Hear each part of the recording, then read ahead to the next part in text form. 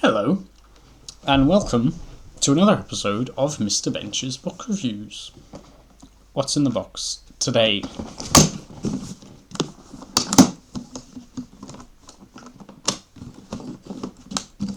Okay, it is Dr. Seuss's The Bippolo Seed and Other Lost Stories. Now, on another video I have done the Bippolo Seed itself, so today we're going to be doing one of the other lost stories that are mentioned here on the cover. Let's see. There is a contents. As I say, I've done the Bippolo Seed before, so now we'll just go to the second one. The rabbit, the bear, and the Zinniga-Zanniga. I don't know what a Zinniga-Zanniga is. Dr. Seuss has a habit of making up words. So usually if I don't know what something is, I just assume he's made it up, and not that I have a limited vocabulary. Sometimes he makes them up to rhyme with things. He famously uses chimbly instead of chimney in one book, and that rhymes with nimbly. I think that's one of the cats in hats. But let's see what Zinniga-Zanniga rhymes with, or if it's just to sound a bit weird. Again, like with the other lost stories, I think all of them, in fact. Oh no, well, basically, what I'm saying, it's basically just a wall of text. It's not been broken into verses or like written around the. I don't know if you know one fish, two fish, red fish, blue fish, but it says like one fish, two fish, red fish, blue fish. It's just a wall of text, but it does rhyme, so I will attempt to read it in the correct meter. Rabbit the bear and the Zinniga-Zanniga. I'm guessing this is the bear, although it could be the Zinniga-Zanniga. I'm guessing this is the rabbit. And it seems to be about to be decapitated. So let's see. Here we go. The rabbit, the bear, and the Zinniga-Zanniga. Once upon a time. It's a weird way to start. Normally people say once upon a time. He's breaking with the tradition. Once upon a time. Oh no, wait a minute, it's even more weird than that. Very hard to read. People famously have difficulty reading the word of. There's a kind of like a game / test you may be aware of, where you get shown a sentence or two and asked to count the F's. And people often miss the F's in the word of. And there are two ofs in this sentence that I've failed to read, so here we go. I'll be more careful now. Once upon a time, way down south, lived a very big bear with a very big mouth. I don't know why it doesn't just say once upon a time, way down south, lived a very big bear with a very big mouth. These ofs aren't really doing it for me. I mean, when they say lost stories, it could be that they were intentionally discarded. I once lost an N64 cartridge of Turok 2 because I'd intentionally hidden it in somewhere I would never find it because I never wanted to play it again.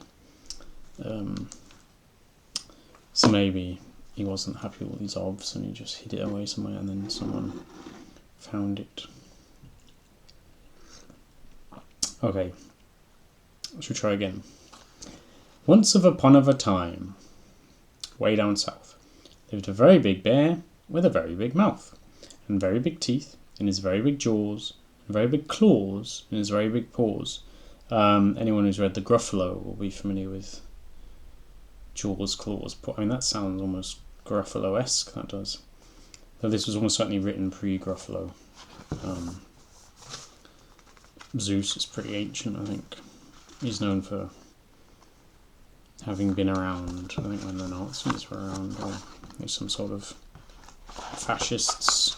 When you get fascists nowadays, but just to get people nowadays who would be referred to as Nazis. 1951, yeah, 50s America. But I don't know when they were found.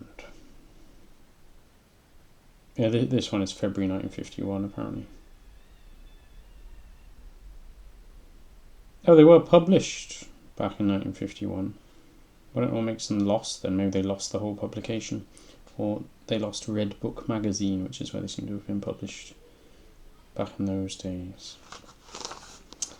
Well, that suggests that he wasn't just unhappy with the OVs then.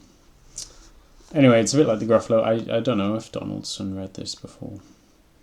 Maybe it's just fairly obvious to rhyme jaws and claws and potentially paws if you're writing about a monster of this kind.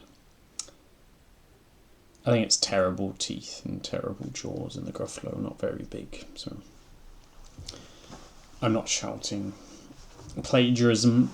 Anyway, so very big teeth and his very big jaws, so it's a he-bear. And very big claws in his very big paws. And this very big bear, who was hunting for meat one day, spied a rabbit who looked good to eat. Aha! Oh, aha! Thought the bear. Don't think he's Alan Partridge. Aha! Thought the bear. He looks tender, all right. Oh boy, I'll have rabbit for supper tonight. That's quite nice. So, on his big feet, they're only big, they're not very big. So he's actually got feet that are smaller than the rest of his body parts, by comparison. He crept up to the rabbit. He crouched very low, and leaned, that's lean, not lent, and leaned forward to grab it. That's a nice rhyme, rabbit and grab it. I mean, Dr. Seuss is known for good rhymes. And leaned forward, so on his big feet he crept up to the rabbit, he crouched very low and leaned forward, though lent would work, it was better there, it's quicker. Leaned forward to grab it. But just as his jaws were about ready to nab it, oh that's nice, rabbit, grab it, nab it, the rabbit looked up and he saw the bear's face, so it's a boy rabbit as well. Oh oh, oh oh, that's oh oh, not uh-oh, it's oh oh, gulped the rabbit. I'm in a bad place. I cannot escape, and I see with a glance that it's no use to fight, because I haven't a chance. I guess with a glance they're meaning very quickly. I can ascertain straight away by seeing the very bigness of teeth, jaws, claws and paws that I will lose in a fight, because I haven't a chance.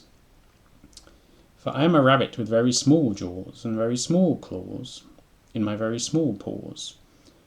Doesn't mention the size of his teeth. Probably has quite big teeth, being a rabbit. So he's just focusing on the negatives there. Alas, thought the rabbit.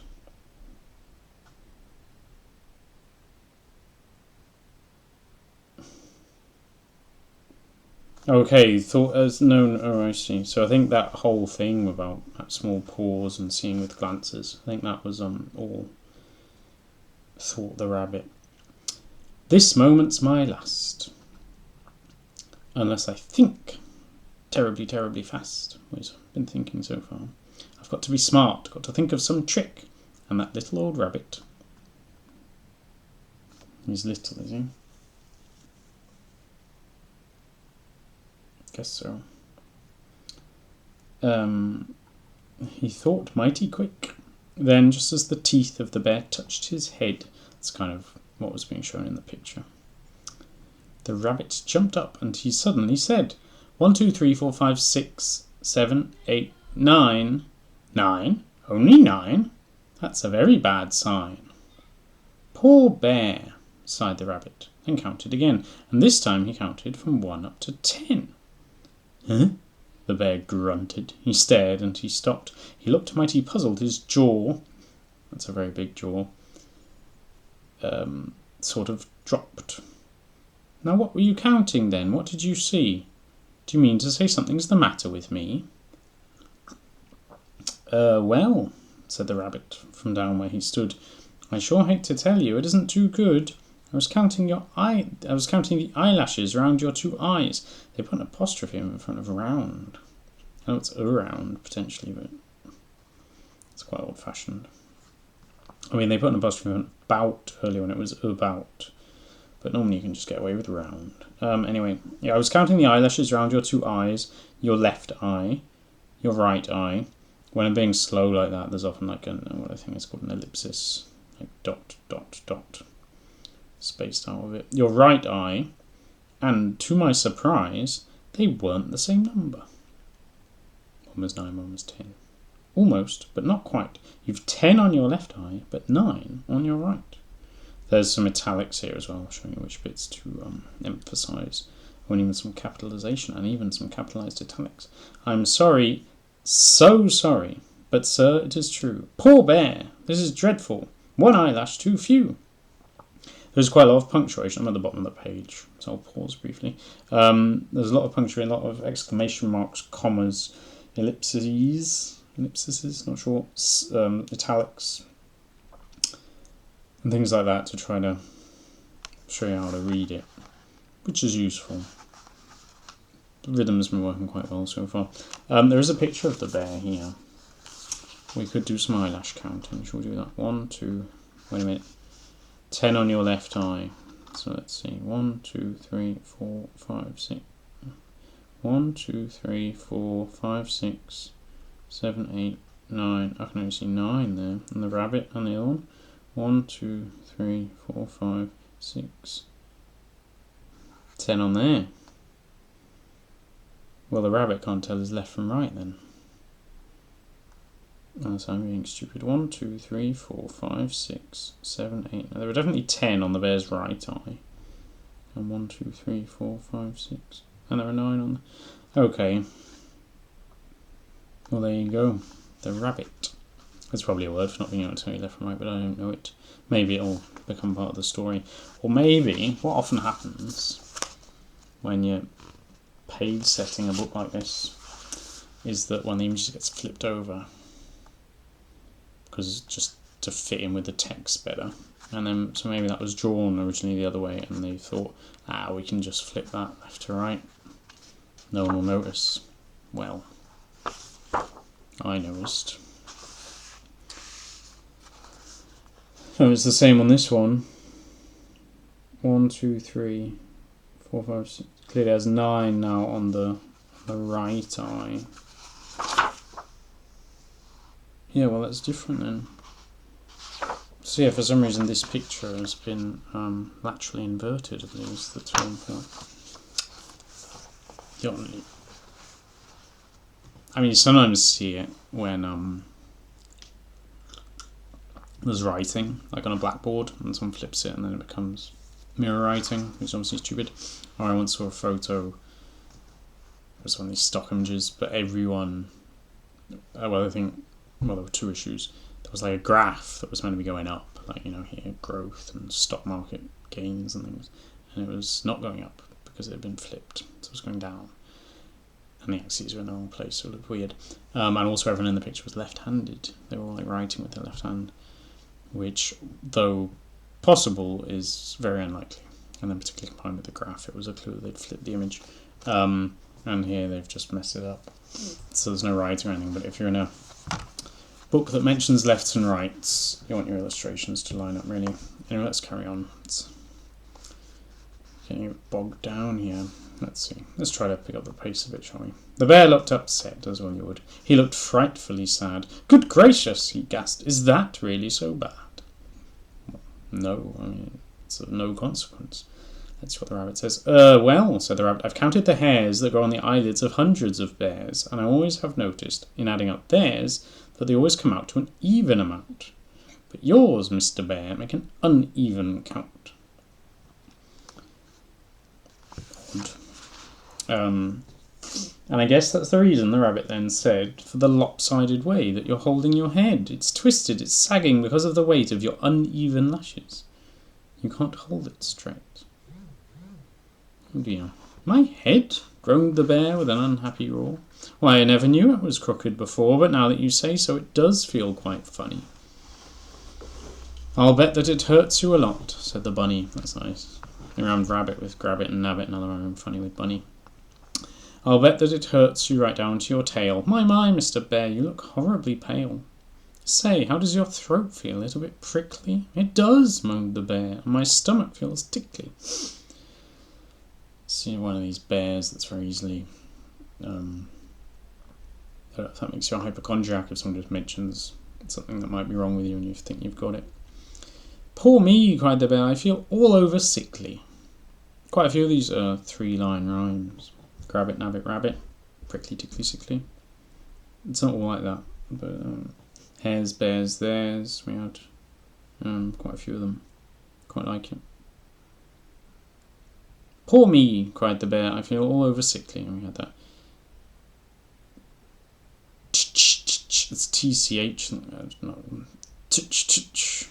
Said the rabbit. It's just as I reckoned. Your ailment is getting much worse by the second. Your tongue, Mr. Bear, does it taste a bit fuzzy? Your brain, Mr. Bear, does it feel a bit wuzzy? Why, yes, gasped the bear. Wuzzies are made up of Seuss word, I think. Why, yes, gasped the bear, it most certainly does. Is that a bad sign, all that fuzz and that was? It is, said the rabbit. Alas and alack. It's a sign that your trouble has spread to your back. It's a bit odd that the tongue and the brain... Well, I guess the brain gets signals from all over the body. For even right now, while I'm standing here speaking, I hear a loud sound from your backbone. It's creaking. These are quite good rhymes. How many is known for that? Oh, the lack of an eyelash can make you a wreck. Well, it could be that it has one eyelash too. Many, not too few. I mean, eyelash, plucking out an eyelash would probably be easier than inserting an artificial one. That would be a little painful, but probably get on without it. The lack of an eyelash can break a bear's neck. It can break all your ribs. It can ruin your heart. Who knows what might happen? You may fall apart. That's a very useful italic.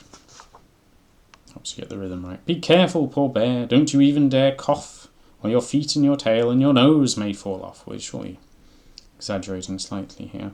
And he gave that big bear such a sorrowful look that the bear started trembling. He shook and he shook. Ah me. Not sure. Ah me. Is that like oh my? But it's weird. Ah me, the bear blubbered. Oh, what can I do?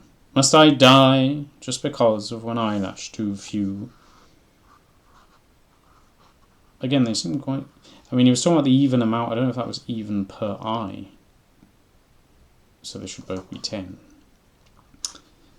Or I assumed it meant even overall. But I may be wrong. Because they've both assumed that it's one too few. Oh, how can I get one more eyelash to grow? Well, smiled the rabbit, it happens, I know. Of a way you might do it, you're standing, you see, right under a Zinniga-Zanniga tree. I quite like that. I think that's called burying the lead. Because you know from the title the Zinniga-Zanniga is going to come in and you don't know what it is. You don't know, is it a tree, is it a monster, is it just, I don't know, some sort of garment. But it's a tree. And here it comes in on page number 5. Even though they're quite long text-heavy pages. That's quite late. So he's under this tree anyway. It's a nice little reveal. Now the flowers of this tree have some wonderful juices that doctors have put to some marvellous uses. That's nice. Their juice, I'm told, is so strong that it cures sicknesses even much greater than yours.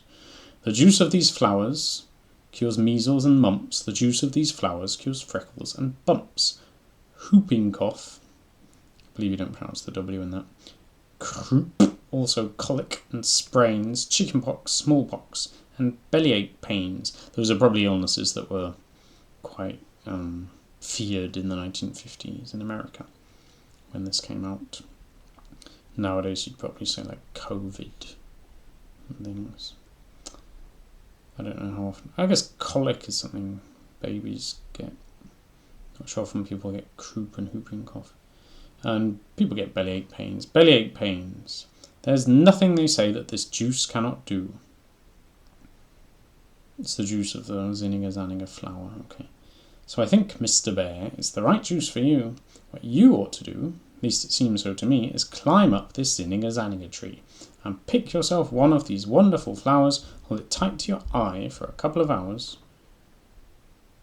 In the picture, the bear is holding it to its right eye. Just checking. Okay, that's the one that the text says only has 9.